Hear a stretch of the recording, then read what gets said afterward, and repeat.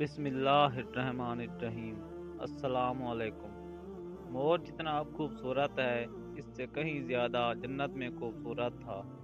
مور کی خوبصورتی پہ سبھی پرندے فدا تھے، لیکن ان سب خوبیوں کے باوجود مور سے ایسی کون سی خطا ہو گئی جس سے اللہ تبارک و تعالیٰ نے مور کو جنت سے نکال دیا۔ اللہ تبارک و تعالیٰ نے جب حضرت آدم علیہ السلام اور اماں ہوا کو پیدا فرمایا، اس کے بعد ان کو جنت میں بھیج دیا۔ وہ دونوں جنت میں بہت ہی پرسکون رہتے، بہت ہی لذیذہ میوے پھل کھایا کرتے، لیکن ایک اناج جس کو کھانے سے اللہ پاک نے انہیں منع فرمایا، اور وہ اناج گندم تھا۔ کیونکہ شیطان حضرت آدم علیہ السلام کی وجہ سے ہی جنت سے نکالا جا چکا تھا، اسی وجہ سے شیطان کی حضرت آدم علیہ السلام سے دشمنی ہو گئی۔ شیطان یہ چاہتا تھا کہ وہ کسی بھی طرح حضرت آدم علیہ السلام کو جنت سے نکال دے، اور ساتھ میں اماں ہوا کو بھی جنت سے نکال دے۔ جب شیطان کو یہ خبر ہوئی کہ حضرت آدم علیہ السلام کو تمام میوے کھانے کی اجازت ہے، لیکن گندم کھانے کی اجازت نہیں، تو شیطان انتقام کی آگ دل میں لیے جنت کے دروازے کے پاس بیٹھ گیا، اور 300 سال تک وہاں پر بیٹھا رہا کہ کوئی جنت کے دروازے سے باہر آئے اور شیطان اس سے بات کر سکے۔ ایک دن اچانک مور جنت سے باہر آ گیا۔ شیطان اس کو دیکھتے ہی بہت خوش ہو گیا۔ شیطان نے پوچھا، اے خوبصورت پرندے، تم کون ہو؟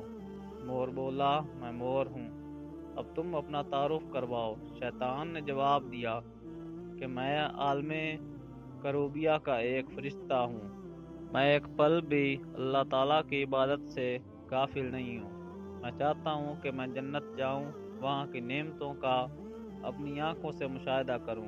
شیطان مور سے کہنے لگا کہ تم مجھے جنت کے اندر لے جاؤ، میں تمہیں 3 ایسی باتیں بتاؤں گا جس سے تمہیں ابدی زندگی حاصل ہو جائے گی، تمہیں بڑھاپا اور بیماری نہیں آئے گی، تم ہمیشہ جنت میں ہی رہو گے۔ شیطان کی یہ باتیں سن کر لالچ میں آ کر مور نے کہا کہ مجھ میں تو اتنی طاقت نہیں کہ میں تمہیں جنت کے اندر لے جاؤں، لیکن ایک سانپ میرا دوست ہے، وہ شاید تمہاری مدد کر سکے۔ یہ کہہ کر مور سانپ کے پاس آیا، اس کو ساری بات بتائی۔ سانپ بھی شیطان کی باتوں سے بہت خوش ہو گیا، پھر شیطان کو اپنے منہ میں چھپا کے جنت میں داخل ہو گیا، اور یوں شیطان اپنی چال میں کامیاب ہو گیا۔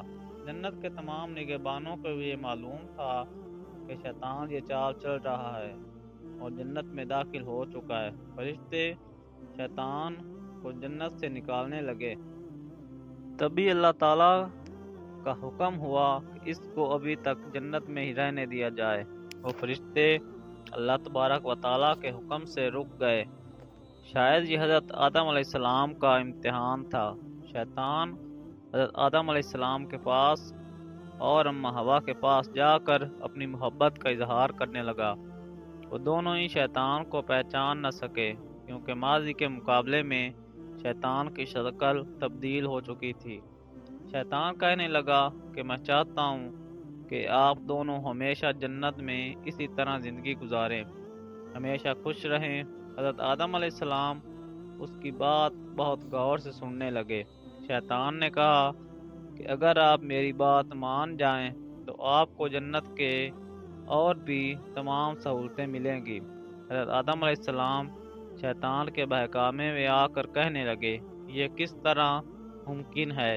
شیطان کہنے لگا، ایک گندم کا دانہ اگر آپ دونوں چکھ لیں تو آپ کو ابدی حیات حاصل ہو جائے گی اور آپ جنت میں ہی رہیں گے۔ یہ بات سن کر حضرت آدم علیہ السلام کے دل میں رجحان پیدا ہوا، لیکن ان کے دل میں اللہ کی نافرمانی کا خوف غالب آ گیا۔ جبکہ اماں ہوا شیطان کی باتوں میں آ گئیں، جس پر اماں ہوا نے حضرت آدم علیہ السلام کو راضی کر لیا۔ پھر اس کے بعد ان دونوں نے اس گندم کے دانے کو چکھ لیا۔ جیسے ہی گندم کے دانے ان کے اندر گیا تو دونوں کے ستر واضح ہو گئے، جس کے بعد دونوں اپنے اپنے ستر چھپانے لگے۔ اور خوف خدا سے کانپنے لگے۔ اس دوران اللہ تبارک و تعالیٰ نے فرشتوں کو یہ حکم دیا کہ حضرت آدم علیہ السلام اور اماں حوا دونوں کو زمین پر اتار دو۔ حضرت آدم علیہ السلام کو سری لنکا کے قریب نیچے زمین پر بھیج دیا گیا، جبکہ اماں حوا کو جدہ کی سرزمین پر اتارا گیا۔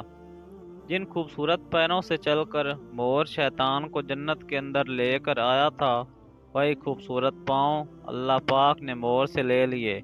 سانپ جو اپنے منہ میں شیطان کو چھپا کر لایا تھا، اس کے منہ خوبصورت خوشبو کو چھین کر اس میں زہر ڈال دیا گیا۔ پھر مور کے ساتھ ساتھ سانپ کو بھی جنت سے نکال دیا گیا۔